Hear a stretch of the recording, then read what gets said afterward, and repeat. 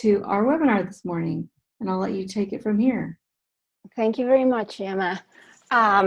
So thank you very much to the California 4-H Association for inviting me to talk today.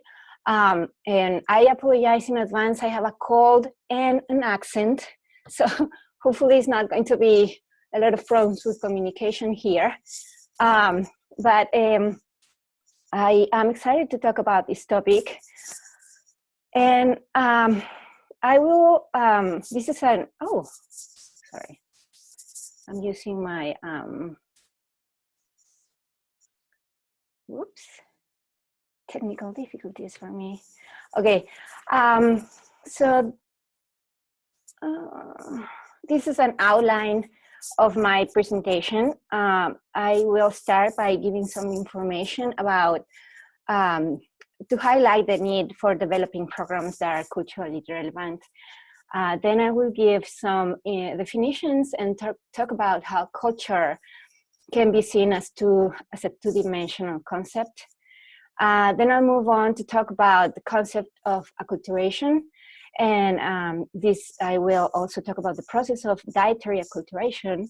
And by the way, just a heads up, you will find a lot of examples I'll be using are around nutrition. And that's because, well, that's my area of expertise. And so all my work goes around it. And finally, I will provide some examples from my own research on how to use all this information to create culturally relevant materials and programs. So why should we care? Why do we want to create programs that are relevant to different cultures? Why think cultural? Or why thinking in terms of culture? Well, for one, this is a diverse country with a very diverse geographic makeup. For instance, a third of the people living in the US are from a racial or ethnic minority group. And but in places like California, as you probably all know, these so-called minority groups are altogether really a majority. And as you can see in the graph to your right, more than half of the population in California identify themselves as either Latino, Asian, or African American, with the proportion of Latinos being almost as high as for non-Hispanic whites. And one thing I like to point out, now that we are here, is that the difference between the terms race and ethnicity. So the term race is used to classify people based on their physical characteristics and generalized concepts or conceptions of skin color. This is more of a political and social idea. The term ethnicity, on the other hand, refers to, excuse me, to those groups in which members share cultural heritage, like a geographic origin or a group image or a sense of identity that can result from cultural patterns and a sense of history. And many people are actually from multiple ethnicities. So some ethnic groups are disproportionately affected by some health-related conditions. In this case, I'm presenting an example of obesity. As you can see in this graph, compared with non-Hispanic whites, a greater proportion of Latino and African-American youth are overweight or obese. And these numbers point out to the need for programs and interventions to alleviate these disparities. And understanding these factors, or the factors that play into these outcomes, is critical to effectively reach these populations. So one of those factors is language. This language is a good example of those factors. And according to the US Census, about a fifth of the people living in the US speak a language other than English at home, with Spanish being the most commonly spoken language in these households. And of these, 62% around, one of the difficulties to talking about culture is that people tend to think about it in terms of others. So rarely people is given the opportunity to think about themselves and to think about how their own cultural background influence who they are and how they interact with the world. So for the next few minutes, as you hear the concepts I'm going to bring up, I want you to think about in terms of how they apply to your own person. And for this reason, I will be talking in second person. So bear with me. Hopefully it's not going to sound too weird. So what is culture? So this is a brief definition, and it's culture is the totality of the learned beliefs, traditions, and values that guide behavior and are acquired through personal interactions and are widely shared and transmitted among members of the group. It is actually the framework through which you perceive and interact with the world. And to be clear, this is one of many definitions of the concept. Some may say it is incomplete and simplistic, and it really is, but hopefully I will be able to complement its definition with some explanation of its nuances.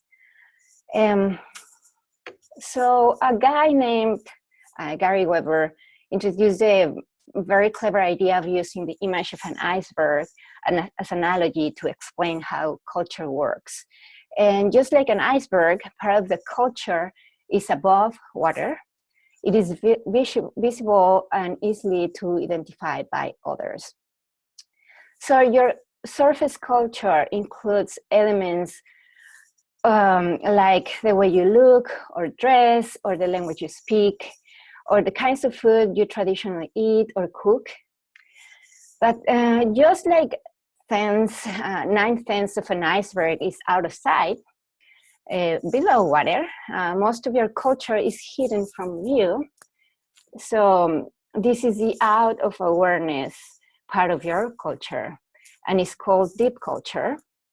And of course, there's some overlap between elements of your surface culture and your deep culture. And for instance, your eating choices might be informed by your beliefs about animal welfare or by the value you give to maintain certain eating traditions like eating family meals. So another way to think about this, another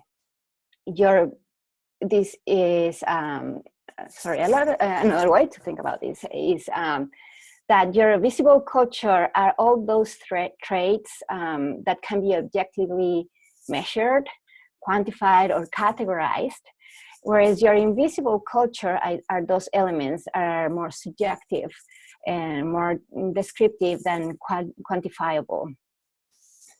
So, excuse me, culture provides you with your identity, your beliefs, values, and ultimately inform your practices and behavior. You learn this as a part of a natural process of growing up in your family or community and from participating in social events and institutional activities. That's like going to church, for instance.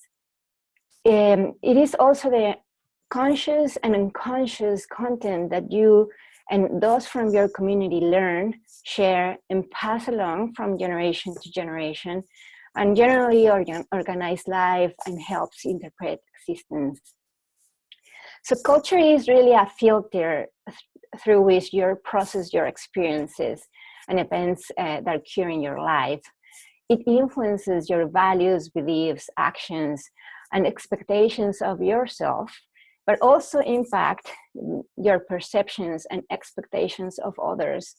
So some of these learned behaviors, beliefs, and values and practices that were passed on to you were likely preserved from generations to generations because they served a purpose of ensuring the physical and emotional survival within your culture. So that is probably one of the reasons you may feel very strongly about expecting others to understand and validate your identity, your beliefs, your values, to acknowledge your right to retain them or express them if you so desire. So you likely identify with no one, but many cultures. Maybe you identify with an ethnic culture, a business culture, a neighborhood culture, an internet culture, generational culture, etc. So you're a member, you're probably most likely a member of many cultures. So you, as a human being, are, spoiler alert, very complex. And your cultural identity can be defined and explained by several factors. So these factors can be organized into 3 categories or dimensions. So dimension A include those characteristics over which you have control, such as age, race, ethnicity, language, and these function as a permanent characteristics of your existence and cannot be changed. And because they are more visible characteristics, unfortunately, these are frequently the sources of stereotypes. So the B dimensions, on the other hand, are those characteristics over which you can exert some influence or control. For example, you might be able to decide how much education you will acquire, or you can decide to move from what geographic location to another, or adopt certain recreational preferences or hobbies. And so finally, dimension C refer to those events that have occurred during a particular historical moment and they have put you within a particular social, cultural, or political context. And those that context will influence ultimately the shape of your cultural framework. So the combination of each affiliation with these 3 dimensions make you make you and every other person very unique. And with this in mind, let us go back to the iceberg analogy. So we have established that your surface culture are all those visible elements of your identity that others can easily identify. So if you were Clark Kent, just bear with me for now, you'd be a very nerdy looking guy who works as a journalist, dresses in a suit and a tie, and enjoy milkshakes. Well, that part is my addition to the story, but anyway, so if you were Clark Kent, you probably are also very spoken and shy, a bit clumsy. But little people know, underneath all of that, there's a superhero. Somebody who is very powerful, both physically and mentally. You are capable of making things happen. You are confident, capable of making the right choices, and will fight to bring about justice and save the world from the evil forces. But as hopefully you are all familiar with the story of Superman, so you can follow along. What happens whenever the world faces a threat? So, well, Clark Kent, for some reason, for some strange reason, disappear. And because people don't know you are Superman, and the reason you disappear is because you are actually fighting the threat, people around you, Clark, may assume that you disappear maybe because you are a coward, hiding somewhere safe. After all that shyness and clumsiness don't seem compatible with bravery, right? No, wrong. Actually, that's wrong. And I'm bringing this up because the danger of making assumptions based on surface or visible identity traits is being completely wrong, and also missing the opportunity of getting to know some wonderful human beings, even superheroes, maybe. So we already talked about what your cultural identity is made up of a complex combination of A, B, C dimensions, which are permanent, modifiable, contextual, visible, invisible, objective, subjective characteristics. But also your cultural makeup is dynamic. It changes over time. One day you may be a member of a group, and the other you may decide to affiliate with another group. Maybe that group is different, or even have an opposing stance as the one you were a member before. So your cultural identity is shaped throughout your life by many factors, including your socioeconomic situation, how you are treated by a minority group if you're a minority, how your experiences have been around discrimination or oppression. It has to do with your acculturation level, which I will go back later.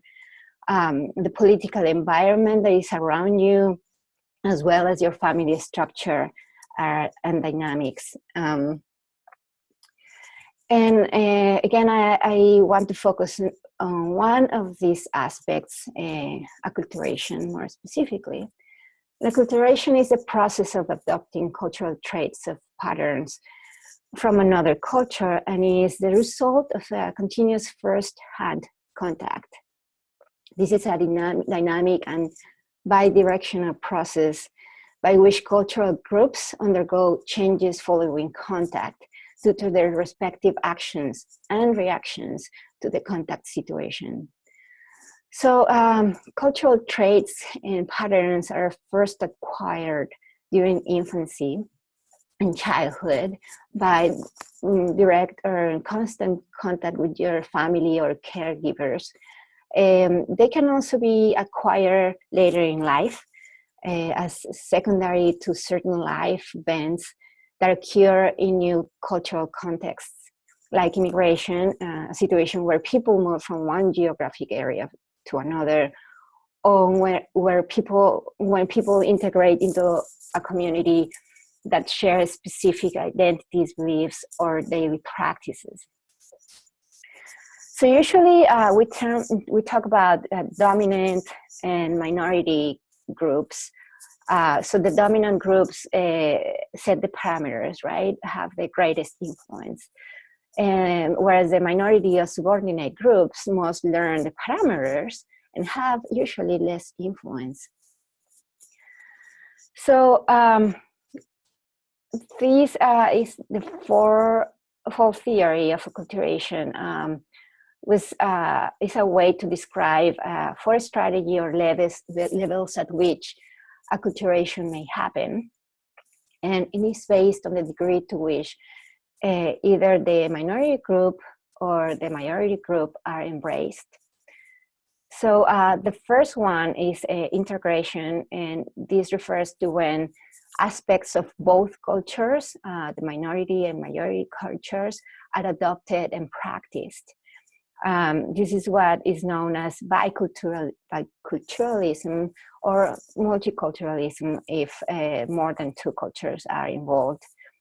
The second possibility is assimilation, and this is when the minority group is diminished in favor of adopting and practicing aspects of the dominant culture. The third one is separation, and is somehow opposite to assimilation, in which aspects of the minority culture are favored and traits of the dominant culture are diminished or rejected.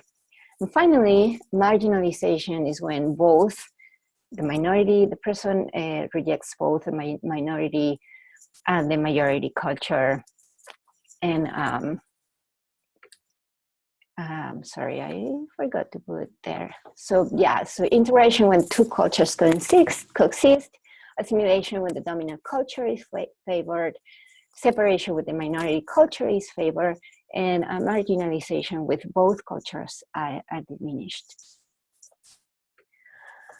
So now I want to start talking about the dietary acculturation.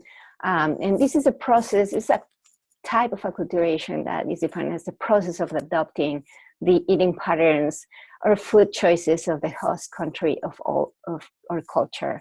And for the people like I, who are immigrants, we can be very familiar with this concept.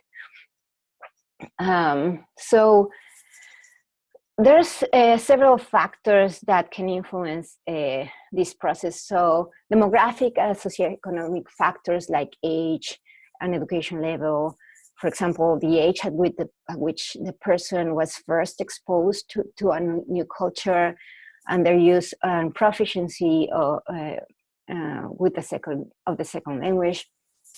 And other important factors that influence this process include cultural beliefs and values, religious beliefs and practices, as well as the degree to which social interactions are or not homogeneous, like, for example, in the case where interactions occur mostly with people with a similar cultural makeup.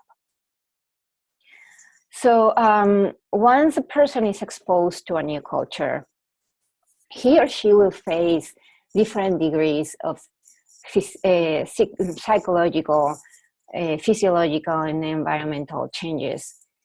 Changes that may result in the acquisition of different or additional knowledge and attitudes related to their diet and health. The new cultural experience may make the person ponder the value of keeping their own traditional eating patterns as opposed to adopting the eating patterns of the new cultural group. So taste preferences may also change as a result of being exposed to a different food environment, where traditional or familiar food may or may not be accessible or affordable. Food preferences may also be reshaped as a result of exposure of food, advertising, and access to media channels that favor food from the host culture. Convenience is a big factor influencing this process. Time to prepare and secure traditional foods, for example, may be limited as a result of the demands imposed by the new life circumstances or structural barriers such as transportation or work schedule. So the socio-political relationships the person has with the new culture or country may also influence their ability to maintain their traditional or adopt new eating patterns. Food and nutrition related policies, for instance, may either support or hinder this process too. So the degree to which all of these factors apply and interact with each other will then determine the degree to which the person will either retain their traditional eating patterns, adopt patterns from a host culture, or practice a combination of both, either so to adopt eating patterns that are bicultural or multicultural again. So dietary acculturation is not necessarily a linear and continuous process. People undergo dietary, it is a linear process. It is not necessarily a linear process, but it's a continuous process. People undergoing dietary acculturation may retain and find new ways to use traditional foods, exclude others, or incorporate new foods into their diets. And researchers have been interested on how health might be influenced by this process of acculturation. And unfortunately, research has shown that dietary acculturation does not necessarily place in favor of the health of some cultural groups like Latinos. So just like with nutrition, I am also going to talk about a lot of Latinos because also my main target audience is a Latino population. So I was saying that acculturation also influence, and research has found that certain nutrition parameters are very strongly influenced by this process of acculturation. For instance, one study found that compared to Mexicans in the US who tend to retain their traditional eating patterns, more acculturated Mexicans, those whose eating patterns are more Americanized, eat less fruits and vegetables and more added sugars and fats. And another study, systematic review actually, found that the longer Hispanic immigrants live in the US, the greater is their body weight. Another study found that generational status plays a role in these changes, with second-generation Mexican Americans being 3 times more likely to be obese than Mexicans living in Mexico who have never been to the US. So for those who don't know, second-generation Mexican American is a person born in the US with at least one parent born in Mexico. So these examples highlight the importance of paying close consideration to cultural characteristics and processes that with developing programs for cultural audiences. When we develop programs for cultural audiences, so in the spirit of what we have discussed up until now, designing cultural relevant programs requires considering the two layers of or dimensions of cultural appropriateness. So going back to the iceberg analogy, excuse me, sorry, surface structure dimension of cultural appropriateness will convey acceptance and receptivity to your program. So considerations to surface cultural factors will help improve the feasibility of the program or intervention you are applying or trying to deliver. Addressing this structure is achieved by harmonizing the program materials with observable features of the target audience. This may include having the program delivered in the preferred language of your audience, including traditional and familiar foods, materials, and examples, etc. So on the other hand, the deep structure dimension of cultural appropriateness conveys salience. Considerations to deep cultural factors can determine how effective your program and intervention will be. Deep structure requires an understanding of how the target audience perceives and internalize the world or a particular phenomenon, such as health and disease or nutrition. Deep structure is attained by considering the cultural values, moral beliefs, and the stressors of the target audience. For Latinos in particular, addressing this dimension will require considering the intrinsic value they give to family or to face-to-face personal interactions, familismo and personalismo, respectively, and the positive, the value they also give to positive social interactions, which is sympathia, and as well as pondering the complexity of the social political circumstances.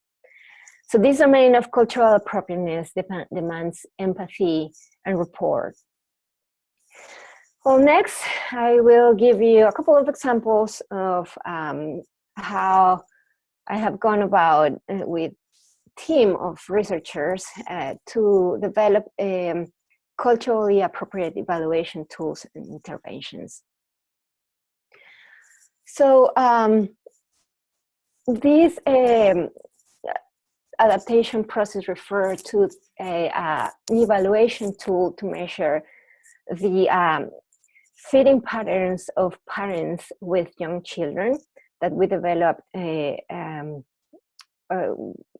process was developed with Marilyn Townsend's at UC Davis research team, and includes is a multi-step process. It's a 3-step process, and is an iterative process. So the first step of this process, what we do is just a plain forward translation, which is done by members of our evaluation team who are native Spanish speakers, bilingual, as well as bicultural. And so, sorry, I forgot to mention, this is a tool we're adapting for Spanish speakers. So the participation of bicultural researchers in all steps of the process is critical, as they will bring valuable cultural perspectives beyond language skills.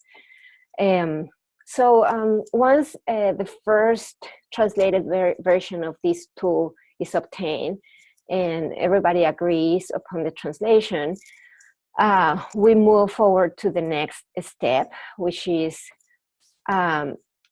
getting the forward translated version reviewed by subject matter experts in the team to ensure that there's conceptual consistency with the original version. The meaning of the items is retained in both language versions. And if subject matter experts in the team are not proficient in Spanish, in this case, back translation will be necessary. Fortunately, we have members of the subject matter experts in the team who are proficient in Spanish. So that was not necessarily necessary in this case, but it will be if that was not the case. Once the translator tool is deemed conceptually equivalent to the English version, then we move on to the third step, which is that having the verified translated version tested with the target respondents, people we ultimately are designing this tool for, to gather their input on several domains. So we want to know if they are understanding the question right, and for that we want to ask them questions like, how would you respond to this question? And if they the way they respond to that question will give us a hint how well the item is understood by the person. The other domain we evaluate is relevance to real life situations. Relevance to real life, of the connection to real life situation, and for this we ask questions like, what does this scenario look like in your household?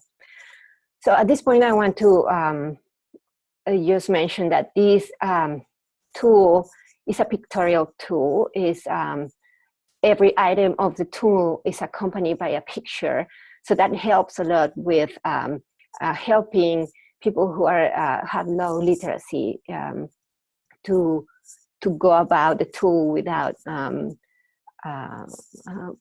much of a trouble or a minimal assistance from the educator. So the other domain we measure is, or we evaluate or ask participants about, is clarity of both the word and the syntax of the sentences in the item. We use usually a very minimum amount of words, again for literacy issues, low literacy friendly issues. So for clarity, we may ask questions like, can you please read the question out loud? If the person seems like reading a question without a problem or without not knowing, not sounding very familiar with the word, probably the question is not very clear. Another domain we prove about is appropriateness, both of language and meaning. And for that, we ask something like, are there words that you would change in this item or in this question? The other domain is, of course, we evaluate the visuals, the pictures we use to accompany the items for suitability and usefulness. And we just ask them, do you think this photo represents the question we are asking? The final domain is, which is not actually a domain, it's more of a extra step in the not extra layer in the process, is having a group of people who are bilingual, fluently bilingual or fairly bilingual, to evaluate both versions, the Spanish and the English version, to give us input about how similar they seem to the particular target respondent. So that's one of the ways we have been dealing with the adaptation of evaluation tools. I mentioned at the beginning that this process is iterative, so that means that after a cognitive interview is done with a group of participants, the tool is modified, and once the sorry, once the tool is modified, the proposed changes are then reviewed by subject matter experts. And so we go back to step 2, and then we test that again in subsequent cognitive interview rounds, go to back to step 3. So steps 2 and 3 are iterated until no further changes are required for the tool. So the main goal of this 3-step adaptation process is achieving conceptual equivalence with the original English version. Conceptual equivalence comprises both linguistic and cultural equivalence.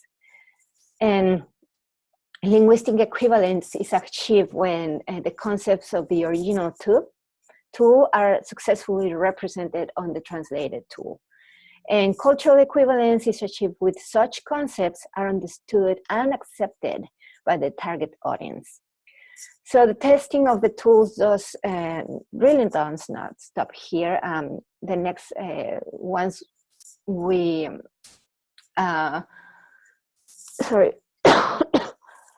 once we have the tool validated with the target audience, we have a pre-final version, and that the version we test for other kinds of validity, like criterion validity, internal reliability, time stability, etc. So another example I want to give is a nutritional education program I put together during my doctoral work. This is only, sorry, excuse me. This is a nutritional education program that we designed for Latino parents with young children, parents who had children younger than 5-year-olds at home. And we incorporated a pedagogical approach that we called Talk Hard Hands. So we had the talk component of the approach was designing to target the knowledge, so providing information that people parents need to know so they can feed their kids better, themselves and their kids better. And also was meant to target barriers that parents encounter while trying to eat better and make their families eat better. So for that, we use roundtable style facilitated group discussions. And so, I'm sorry, having trouble keeping up with two computers here. But so the talk component served to provide information, but mostly in these components was included so participants had the opportunity to describe the concepts in their own words, and being able to interact with each other. For the hard component, we was designed to target motivation and barriers. And for that, we used materials from the Touching Hearts, Touching Minds, that were developed at Wick, Massachusetts. So those are include emotion-based materials and storytelling. And these materials were used throughout the classes. So, and finally, we had the hands component. And of course, this was to target self-efficacy and motivation. And they were designed, the hands components was made of activities designed to build on reinforced skills to enhance self-efficacy, and also to provide guidance on proximal goal setting. So participants can not only apply these or perform these activities, skills during the class, but also can be sustained after they finished with the classes at their home in their daily lives. So this was a 5-session project or curriculum that was delivered once a week and at week with Wick moms. And after people completed these 5 classes, we asked them to come back for a focus group so we can gather some of their experiences and opinions about this educational approach we put together, and the program in general, the content of the project in general. So we were very happy with their input. It was very, very positive. And so these are some representative quotations from the program participants that we gathered through these focus groups I was talking about. So the talk component was very well received. They thought it was an opportunity to connect with people from other Latino subcultures, and an opportunity to learn from each other and to realize they were not the only ones going through certain situations or facing certain barriers. And also they found this as a very nice opportunity to just socialize with other people. For the hard component, they love it too. They thought it was an opportunity, it was important actually to internalize concepts and to motivate them to apply learned concepts into their lives. And finally, the hands component, they really enjoyed the activities, especially the ones about putting healthy meals together and reading food labels, which was encouraging given that actually reading food labels is a particularly challenging skill to tackle in nutritional education. So,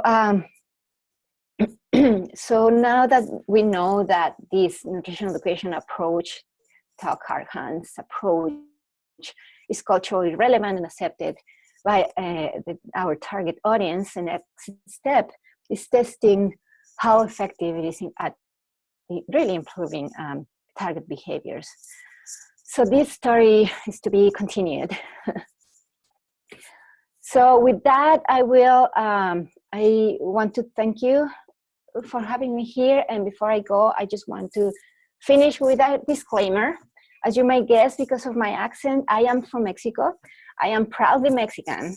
But some may think that alone, the fact that I'm from another country, gives me enough authority to talk about cultural appropriateness, right? Well, no, not really. In fact, I think it actually makes it a little bit more difficult. See, I am also a researcher, scientist, and one of the most valuable principles among scientists is the ability to stay unbiased in face of diverse or sometimes competing evidence. So being a Hispanic foreign woman, I have to constantly remind myself to check my biases when talking about this topic. So forgive me if I let out some of those biases during my presentation. I hope you still enjoyed it. And with that, I am now happy to take some questions. So I'm going to just unmute everyone. So you could either use the chat pod and remute yourself if there are lots of people in your room. And then if you have questions for Karina.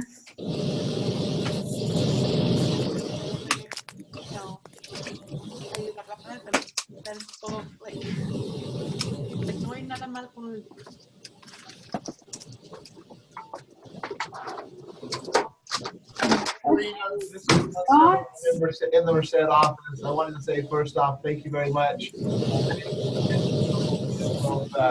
Having to work with a cold and trying to present it this Russ, we can't really hear you. Hang on a second. Hang on. I'm going to mute everyone else and then unmute you. Okay.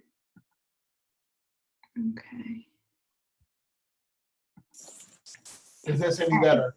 Yeah, that's better. I figured. Hi, Karina. Russ Hill, Merced office here. I was just saying, first off, thank you for the presentation. I can understand and certainly feel for you. I was trying to present with a cold at the same time. Just recently, I wanted to share a little bit on the 4-H side of things. Our organization is going through some organizational change. Most of us just recently returned from a intercultural competence training this last week, which is part of our the IDI process that we undertook in 2014. And you've seen some of that work there as well. And this is kind of our next step as part of our professional development intercultural competence, is adapting our programs to be culturally appropriate and meeting the needs of our clientele. So I really find this a timely presentation. It's more of a thank you in that case than a question. Thank you very much, Russell. I appreciate it. I am very happy that was helpful.